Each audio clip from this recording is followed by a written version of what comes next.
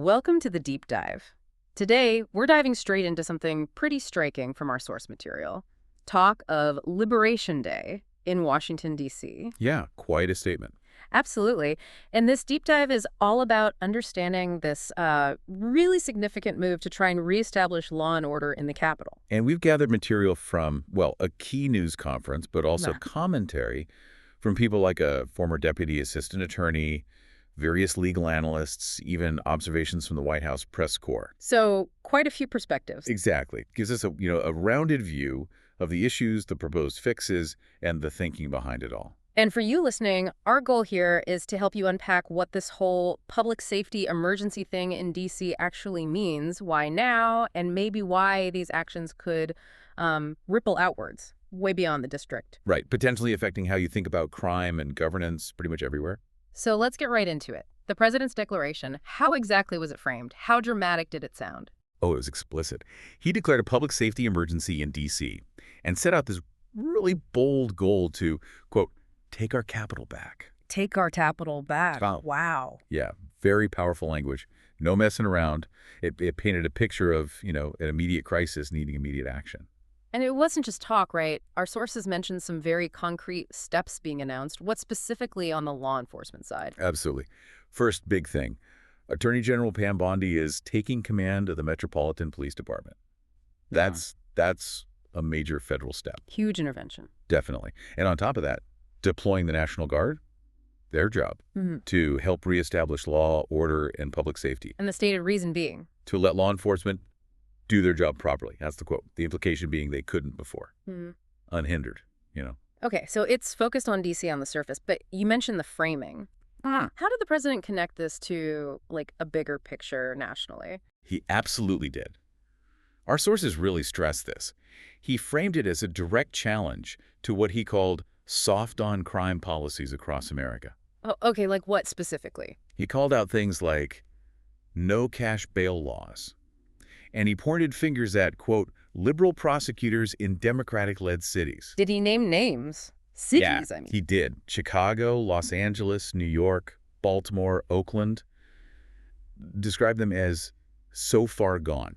Like, these are the examples of the problem he's tackling first in D.C. Right, so D.C. is kind of the first domino. That seems to be the message. He said, we're not going to lose our cities over this, and they're starting very strongly with D.C. with the promise to clean it up real quick. It feels like a template is being set. A very clear challenge then, using the Capitol as the proving ground. But that does raise the question, why D.C.? What makes it uniquely suited for this federal takeover kind of thing? Yeah, that's where D.C.'s unique status really comes into play. It's a federal city. What does that mean, practically speaking? Well, our sources, particularly drawing on legal commentary, emphasize the founders intended it to be under direct federal control, not part of Maryland or Virginia. It wasn't meant to be a state. So the feds have more direct power there than, say, in Chicago or L.A. Exactly. The president can send in federal agencies like the DEA, the FBI, much more easily. And crucially, he can deploy the National Guard without needing a governor's okay. That's a huge difference. Okay, so it's a constitutional distinction that gives him more leverage. Right.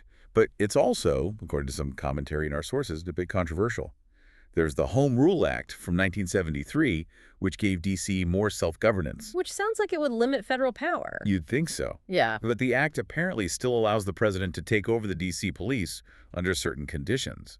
And some analysts quoted actually argue that the whole home rule thing has been a mistake, even a constitutional error. A mistake. Why? Their argument is it led to, quote, 50 years now of misrule, misgovernment, implying local control hasn't worked well, especially on crime. And how does D.C.'s crime situation fit into this? Is it actually worse than elsewhere? Well, the sources claim D.C.'s murder rate has historically always been higher than other cities.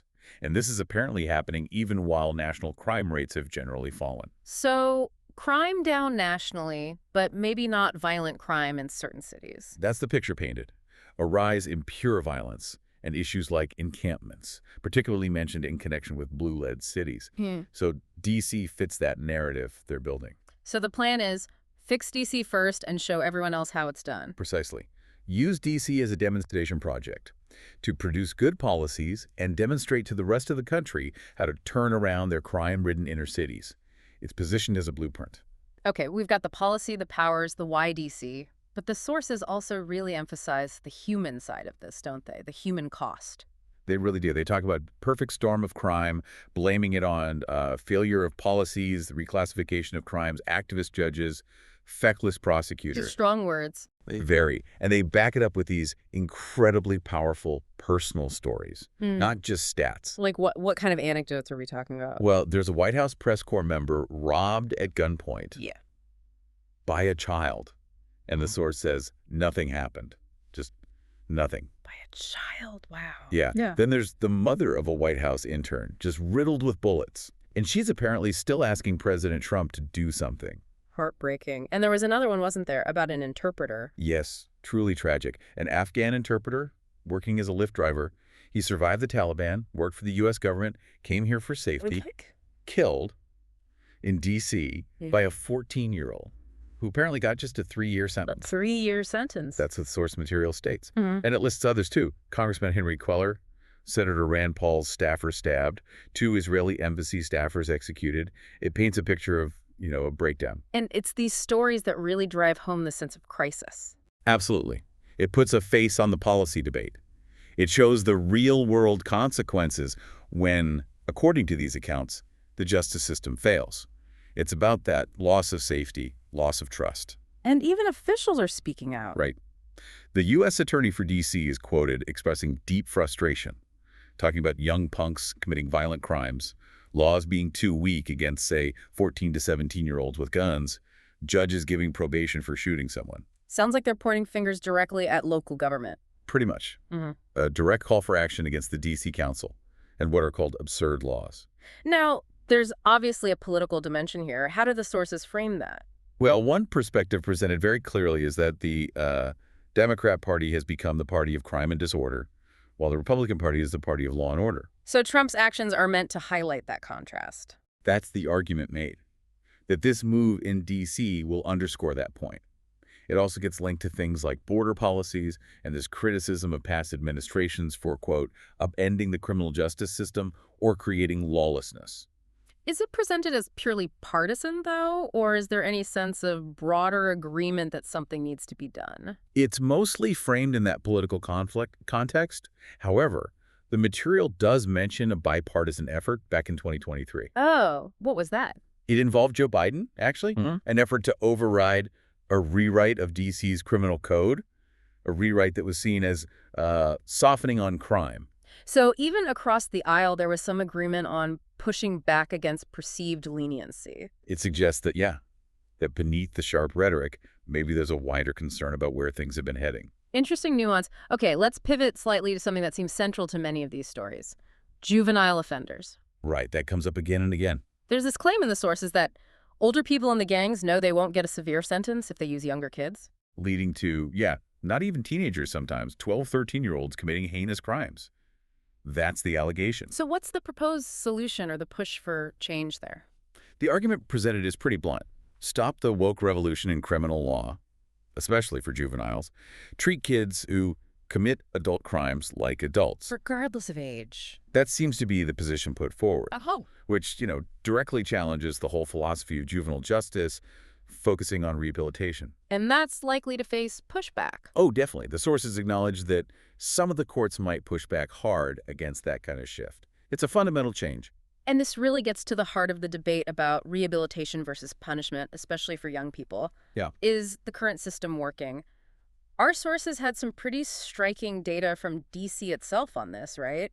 About recidivism. Yes, this was a really key point they highlighted. The D.C. data, as presented, suggests something counterintuitive. Which is? That juveniles appear to have higher rates of going back to crime than the adults do. Higher rates than adults? Why? The explanation offered is, that they're rational. Quote, they're not dummies. They know they're going to, presumably meaning back out on the streets quickly. So the argument is the perceived lack of serious consequences is actually encouraging them to reoffend. That's the implication drawn from the data in our sources. Yeah. It challenges the core assumption that the current juvenile system effectively rehabilitates. It suggests maybe the leniency itself is part of the problem, creating a cycle. Wow. That's quite a finding, if accurate. It really flips the script on how we often think about juvenile justice. It does. It suggests the very system designed to give a second chance might, in these specific circumstances, according to this data, be failing to deter repeat offenses. So wrapping this up, Mhm. what does this all really mean for you, our listener? We've kind of unpacked this tension, haven't we? Federal power versus local control in D.C. And this urgent debate about how you actually tackle rising crime, especially with younger offenders, that balance between justice, safety, and rehabilitation. And while, yeah, we focused hard on D.C. today. These questions, they're everywhere. Effective crime prevention, how policies impact your safety, the role of the courts, prosecutors, police, that's relevant to every single community. It really hits home. It affects your sense of security, your trust in the systems that are supposed to protect you wherever you happen to live. Definitely. So here's maybe a final thought to leave you with, some of them all over. If that data point is right, if current juvenile justice approaches in some places might actually be linked to higher recidivism, Mhm. what does that mean? How do we, as a society, square that circle? Balance the hope for rehabilitation, especially for kids, with the undeniable need for public safety right now.